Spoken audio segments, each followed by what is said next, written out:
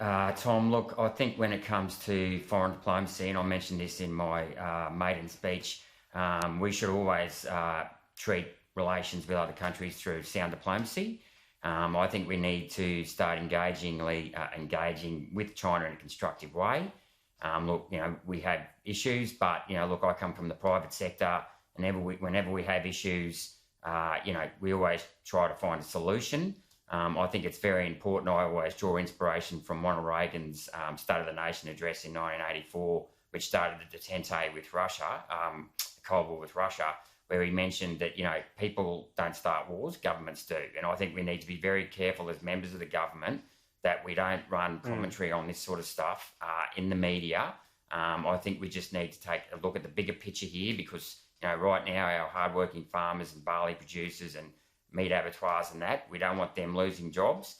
So I think we just need to try and engage as constructively as we can to work through, whatever issues we may have. Is it also important not to blink in the face of these Chinese threats?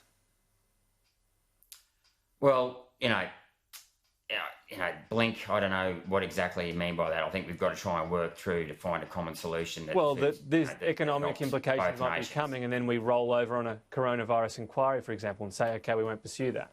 Well, I'm not saying that, look, I don't think we should roll over on a coronavirus inquiry, but I think that inquiry needs to deal with coronavirus and not necessarily just about China.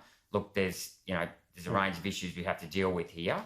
And it's not a question of, a win-loss situation. We should be trying to find a win-win and a way through all of this. OK. The government's been pretty firm on JobKeeper, that it's going to end at 6 months, possibly even earlier. Is that going to be fair for all industries? You look at pubs, clubs, restaurants, for example, they might still be opening up in a very limited capacity and even losing money. Is this something that government should be more flexible on? Well, look, I think we've given ourselves a fair bit of flexibility by extending it out to 6 months. Look, it's one of those things. I know Scott's indicated today that he's got no intention of stopping it anytime soon. Look, we've got to take it day by day, and I don't want to get ahead of ourselves or the government by saying what we should be doing in 5 months' time from now.